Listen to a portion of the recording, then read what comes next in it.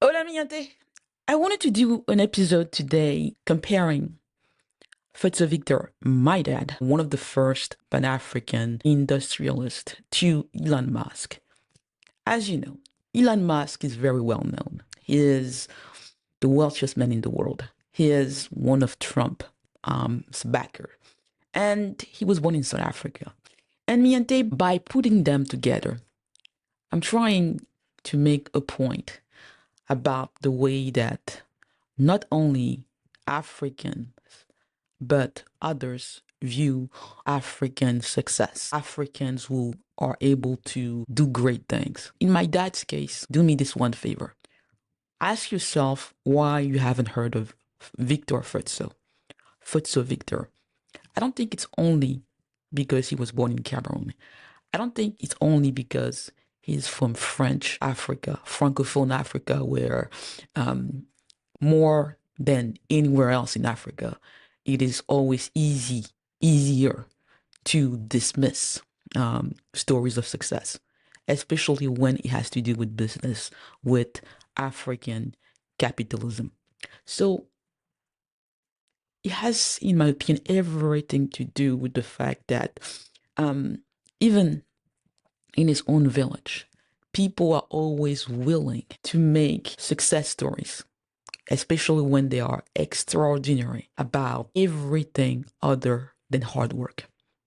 It always has to do with witchcraft, corruption, with everything that is dark, not only in Cameroon, but in Africa. In my dad's case, even though whatever you think about the way he made his money and he lasted a long time. He was born around 1926. He died March 19, 2020 in the American hospital in Paris. At the time of his death, he's 93, but he's more likely than not older. And so you see this man who comes from nothing. He's born during the time where there is no administration in his village. That's one of the reasons why we don't know when he was born. He doesn't know his birthday. But the key fact about my dad's story is that he doesn't know how to read or to write. That's the key point. He makes his money without knowing how to read or to write. He doesn't even speak French very, very well. He is born during colonial time when France is doing one of the most violent repression in the region where he's born, which is the western region of Cameroon. So Elon Musk was born in 1971. His dad was a pilot. He comes from a well-to-do family. I was born in a well-to-do family. So there's nothing wrong with that. He has had all the privileges in the world. He knows how to read or to write. He was able to start working with computers very, very early. So yes, he had access to so many things. It was never really a surprise that he could dream of going to America and trying to make it in Silicon Valley. So that is not extraordinary. No, his success has to be applauded because it's obvious that he knows a lot about business. So the point here is not to denigrate Elon Musk, with whom I disagree politically. What he's doing in America right now is very, very wrong. But he knows the rule of the game and he's playing the game very, very well. But when you have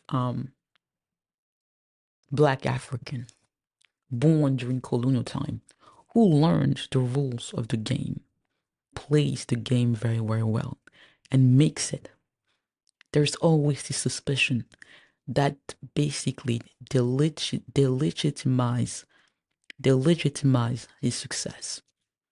People say, oh no, he cheated. Oh no, some Frenchman made him. Oh, he made deals with political leaders, which is what Elon Musk is doing right now. So, Miente, my point here is to get you to wonder why, when people talk about Fotso Victor, the first thing they talk to you about is what was wrong with him. The first thing they talk to you about is his Africanness. The first thing they talk to you about is his private life. The first thing they talk to you about is how many wives, how many kids he had. The first thing they talk to you about is that he wasn't able to make his wealth last more than one generation. But the reason for all of that, if you don't know his story, is because what makes it possible for people to attack my dad, to say all the worst possible thing you can say about a self-made man, is because they don't know the story. It's because it's possible for them, as is always the case with African stories, even more with African success stories. There's always hidden that certainty that something is wrong here, that there's a lie, that the African self-made man is an imposter. That's the case of my dad. Elon Musk is able to get into politics and is applauded for doing that. The problem that most people have with the way he got into politics is the policies that he's supporting and the fact that he's extreme. In my dad's case, when he gets into politics, he has no choice. And because he comes from very poor background, because he's very mindful of what he doesn't know, he chooses not to get out of his village. He becomes the mayor of Bandjoun, which is his village. He chooses not to become like a minister or a governor or whatever, because he knows what he doesn't know. He knows that wealth doesn't mean that you become an expert on everything. My dad was very much aware of what he didn't know. And because people kept reminding him of what he didn't know, he was at one time the wealthiest man in Cameroon. But still, people were making fun of his accent. People were making fun of the way he spoke French. People were always reminding him that the fact that he had money didn't mean that he could manage bandjoun or whatever else. In Elon Musk's case, his wealth is seen as a sign of his genius, of his amazing skills. In my dad's case, people always go to the negative. They try to find something negative to say. They say he got help for the government. Elon Musk has been helped by so many states, governments, that it's not even funny. The US has helped Elon Musk. He has gotten government contracts. In my dad's case, people are making that as a sign, as a proof that he didn't earn what he got, that he was corrupt, that the first president of Cameroon and the current president of Cameroon were using him as a front. The reason why this matters is because when an African from whatever African country, when he succeeds, when he learns the rule of the game, the rules keep changing. He becomes the problem. People are never able to celebrate his success. People always talk about whatever they can find. If he were a Frenchman or Englishman or a white South African, they would say, that's the cost of doing business. That's the way you do it. So the point here is that Fotso Victor, didn't invent the game. He didn't invent the rule of the game. He's born within a system where that's the way you do things. He learns it even though he can't read or he can't write. He is able to become an industrialist by having partnership with companies in France, in Europe, and wherever. He makes deals with politicians in many African countries to be able to do business there. He goes to China, he goes to France, he does the same thing. He has a network. And people find that wrong. People are making the point that he's not an angel, as if that's what his job. A black African man can't be a businessman. He always has to be a Negro. You say yes, massa. Yes, master. Yes, massa. Yes, sir. No, sir. He can't be self-assured. He can't be as ambitious as Elon Musk. He always has to be mindful that people don't think that he's trying to do too much. So my dad was very, very mindful of that. At one point, he tries to go to Nigeria and to England, and he realizes that no, he can't do that. In his first attempt to get a bank in Cameroon, it fails because people think that no, he's trying to do too much, and a Cameroonian can't do that, especially when he's from the Western region. The biggest point that I'm trying to make by comparing Fotso Victor to Elon Musk is to question the media today, the way they talk about African success stories, the way they defined success in Africa, the way they picture it, what to them it looks like. In Africa today, we talk about Dangote, we talk about Tony Elumelu, we talk about Mo Ibrahim. All of those people come after Fotso Victor. All of those people don't have a story which is as amazing as my dad, just because of one fact. All of them know how to read and how to write. All of them have had some type of Western education.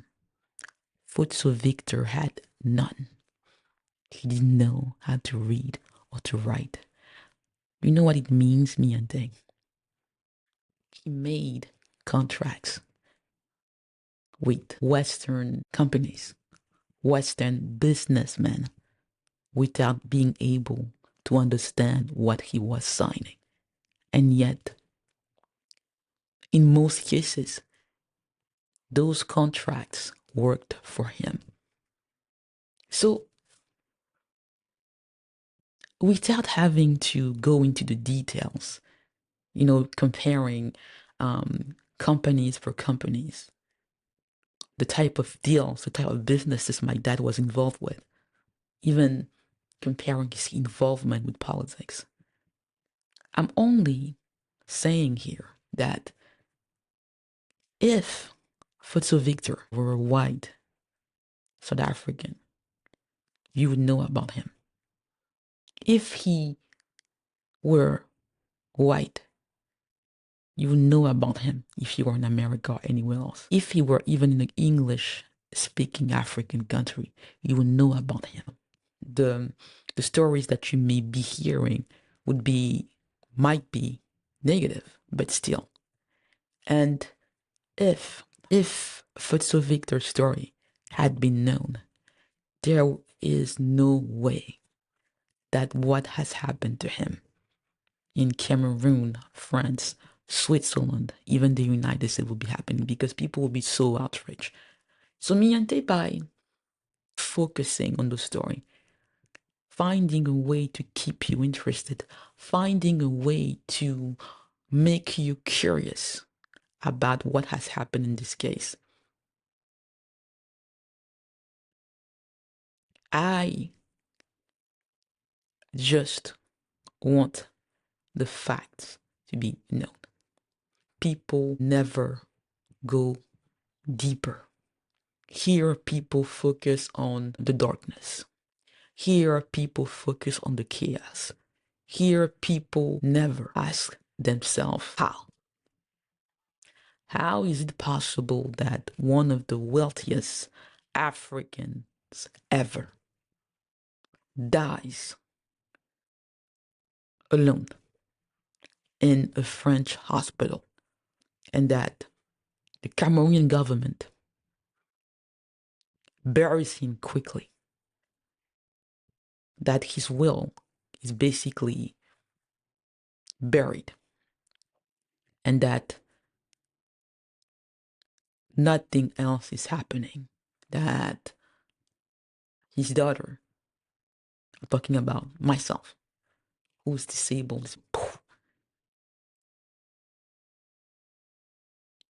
that there are no question asked. People just say, it's normal. This chaos is normal. Africans don't know how to deal with money. Africans are disorganized. Even though, if you know the story of Fotso Victor, you know that it's not possible.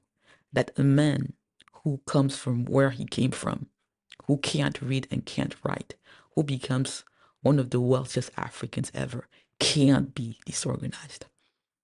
That's why, Miss Hente, I'm fighting this narrative that he was never a self-made man, that he was a mistake, that he was basically like a pimple. He just appeared out of nowhere. He was an imposter. That he never worked hard. So that's the goal of this podcast. In English and in French. That's one of the goals. To tell the stories. I am not pretending that I'm objective. No, I'm not. Of course, I think my dad is great. But there are facts that are not disputed, that show his greatness, and that show that something monstrous, illegal, happened not only in Africa, but in Europe and in America and elsewhere to him. What happened to Fotso Victor is a scandal. It's an outrage. And the fact that there is this silence show you why it's very, very difficult, even when an African makes it, to avoid this smell that comes with African success, Black success, non-Western success. My dad fought most of his life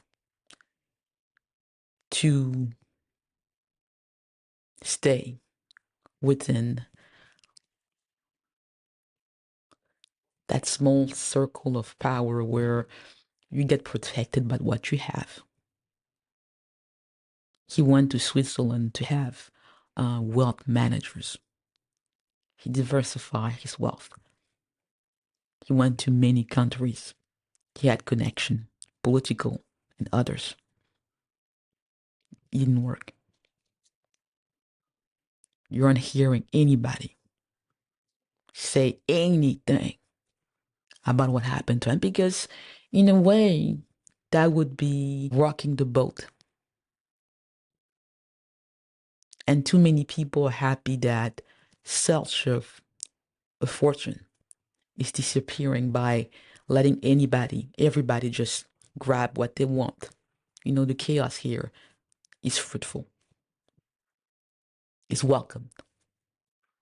Elon Musk, even with what he's doing with Trump, would more likely than not never end his life like Victor Fotso, like Fotso Victor, because he is too big to fail. He's too white to fail. Even though he's African, even though he's part African, even though he's South African, nobody would ever allow him to just be crushed by the burden of his wealth. No, he's going to have setbacks. No, more likely than not, his partnership with Trump will not end well. But the worst thing that can happen to him would never be as bad or as tragic as what happened to my dad, because the media, even in Africa, will talk about it, will investigate, and will ask the right questions. So, miente, Elon Musk or Fotso Victor, who is greater? If you define great as the degree of difficulty that you have to go through to become who you are, Fotso Victor is greater. If you define greatness by the ability that you have to create wealth, Fotso Victor is greater. You always have to ask yourself, how difficult is it in the 20th century? My dad, Fotso Victor, was born around 1926 in Africa, in Cameroon, in a village where there was no electricity, no administration, no nothing. Didn't go to school. Didn't know how to read or to write. So there is no comparison. Fotso Victor is greater. But still, most of you who are watching this video haven't heard of him. And if you have heard of him, you're hearing about the bad stuff, the personal stuff, the end, without anybody, any serious media having really been able to dig deeper, because they're not interested, because to them it's too messy, it's too African, it's too dark, and who cares? What does it say about our world? Africa in 2025, Cameroon in 2025, when somebody who has such a great story can just poof, die, and everything just vanishes with him, and nobody cares. No media is asking questions. People are just interested in the fluff, the flashy stuff, and people are even able to think that his children, two of them, one who has been to jail, was condemned to 2 life sentences, and say, yeah, he can replace his dad. And another one who herself hasn't been to school, who's able to say, yeah, me too, I can do that. So it's absurd. But yet, in 2025, such a story is able to happen without anybody asking serious question, doing some serious journalism work, even though all the traces are there that something went wrong, and that a lot of people are complicit. A lot of public figures, not only in Cameroon, but in France, Switzerland, and elsewhere. It's an international affair. It's an international public matter. Yet, people can just say, that's Africa. Those people are messy, disorganized, and they just don't know how to do things well. Even though my dad's life, my dad's success shows, that Africans can do great, amazing things, and that they have always been doing great things. But miente, my challenge to you is to care and to be curious.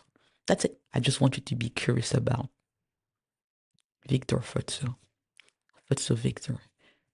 And if you can't,